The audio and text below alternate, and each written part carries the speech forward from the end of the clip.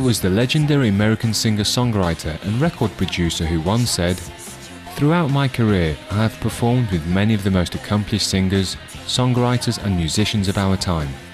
I consider Rosa Gudmundsdottir to be an exceptionally talented performer who falls into this elite category of singers, songwriters and musicians." I'm passionate about being passionate. I'm passionate about spirituality. I'm passionate about helping other people. That fills me up inside, knowing that I'm of use to Earth, to people, to society, to other people, to my closest environment. I want to help the world. I mean, I'm an idealist, a hopeless idealist. I found was me. I rode the cars and the tenant of ours. Vegan singer-songwriter Rosa Gudmundsdottir was born and raised in the Westman Islands off the coast of Iceland. Her father is an accomplished organist and headmaster of the Westman Islands Music School. Her mother is from Thailand, the first Thai-born citizen of Iceland by marriage. Rosa showed her musical gift early on, playing piano at age 4. I started playing the classical piano and the recorder when I was a little girl. My father is the headmaster of the music school on the island I was born, south coast of Iceland. He's a classically trained musician, so he put me in music very young, and I excelled at classical piano as a child, and then I also played the violin.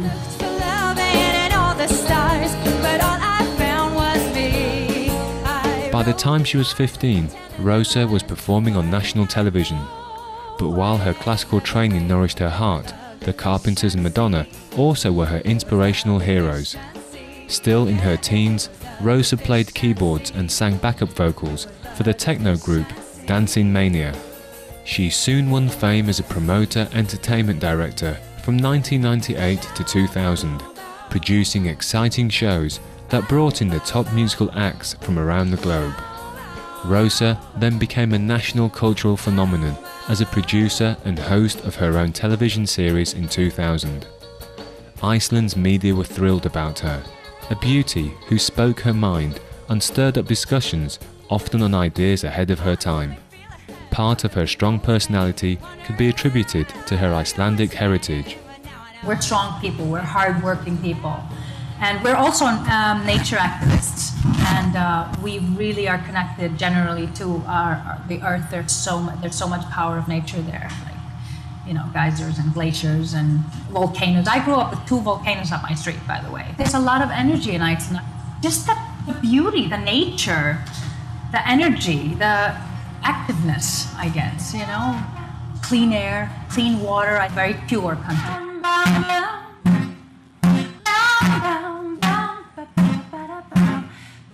At the peak of her successful television career in 2001, Rosa decided it was time to focus on songwriting.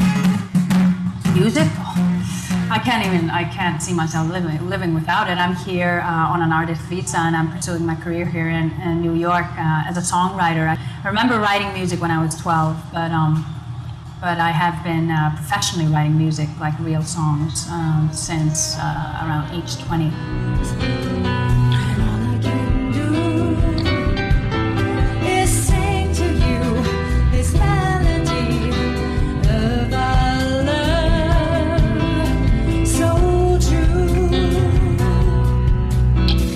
In Manhattan, Rosa writes the music and lyrics for all the songs that are then performed with her exceedingly talented all-women band, the Ultratight.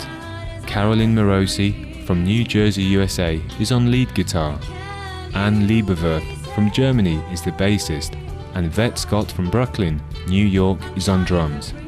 Combining pop, rock and soul, they illuminate every stage with fresh energy and virtuoso technique. I wanted to start a female band. I just want to show that women can also play tight and, play, good like the guys. It sounded original, it came across authentically, so why not Rosa and the Ultratight? We play Ultratight.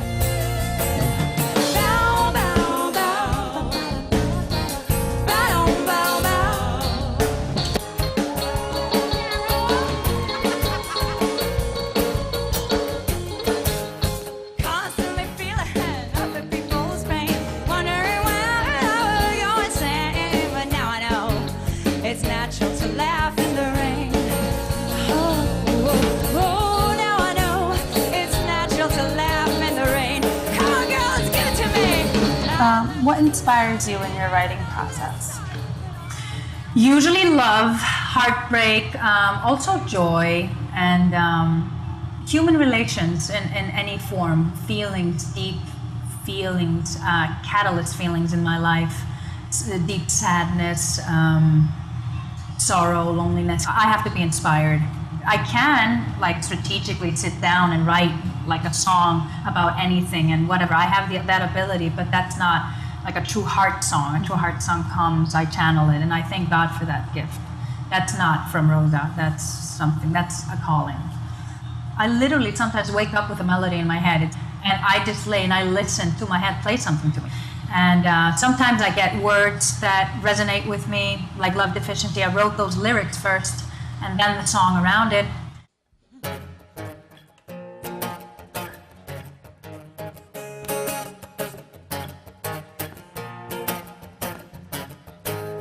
Everywhere around me, I saw spirits of good and bad, negotiating, imitating. I had to have some peace instead. Constantly feeling of the people's pain, wondering when I would go insane.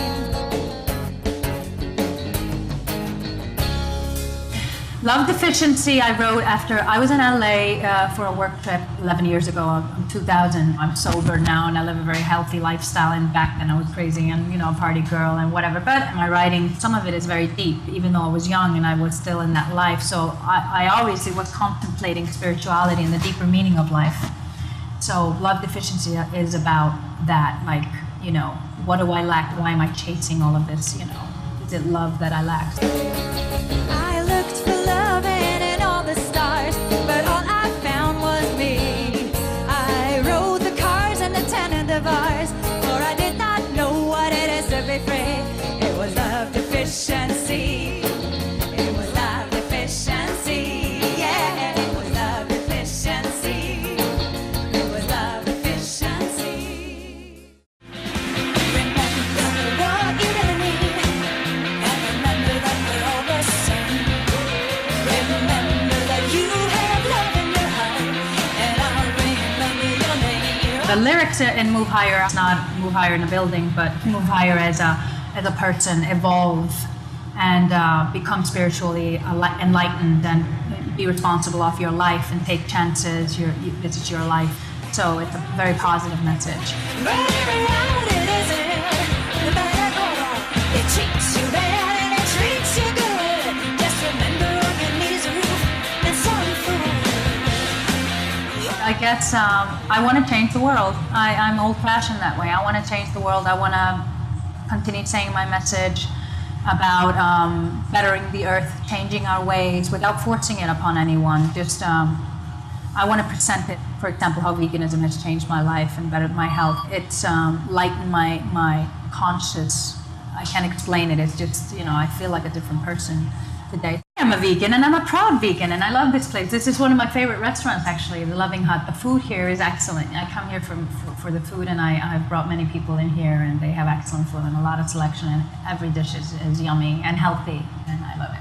I got sober 8 years ago from a party lifestyle. I started running and becoming athletic and started to do yoga and swim and all of that. I started to think about my diet and what I was eating. What made me vegan was a story about a woman. She was talking about this little chick she held in her hand, and she just all of a sudden connected that this little chick had a heartbeat.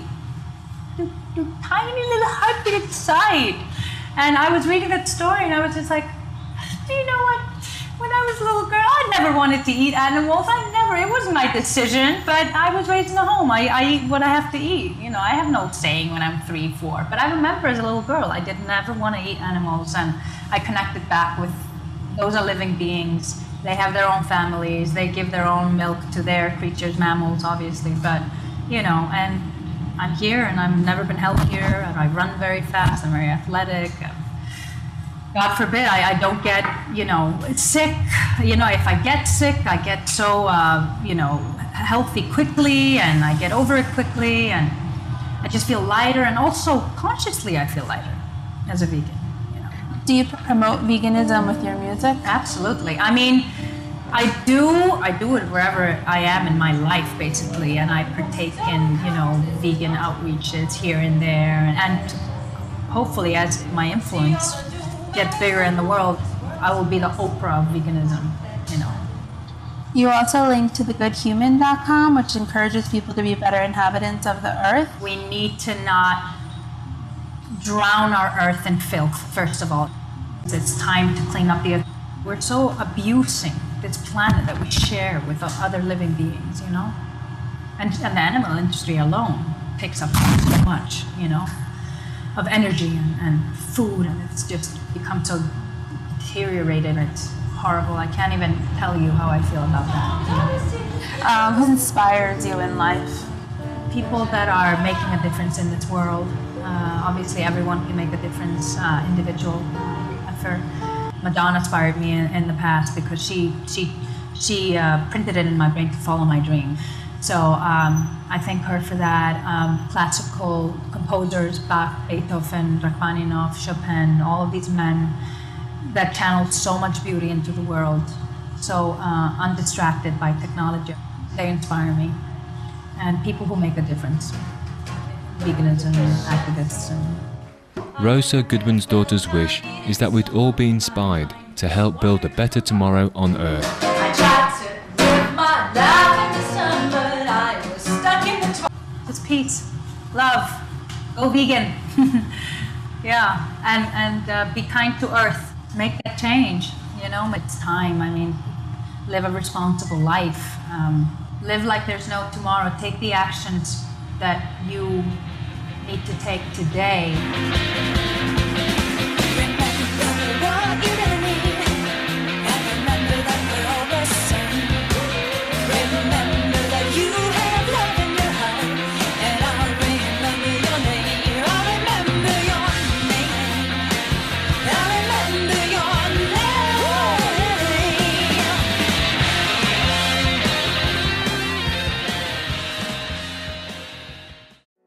Many thanks and love, Rosa, for your inspiring music and important messages about following our heart and living harmoniously on the planet. We especially appreciate your outspoken advocacy of the eco-conscious, healthy and joyful vegan diet. With best wishes to you and the fabulous The Ultra Tight ladies for ever more success in your endeavours. Rosa and the Ultra Tight's music is available at www.rosagudmundsdottir.com and www.reverbnation.com/Rosa the Ultra Tight. Smart viewers, thank you for your company today. Now please stay tuned to Supreme Master Television for Between Master and Disciples. May your heart be filled with happiness, courage and love.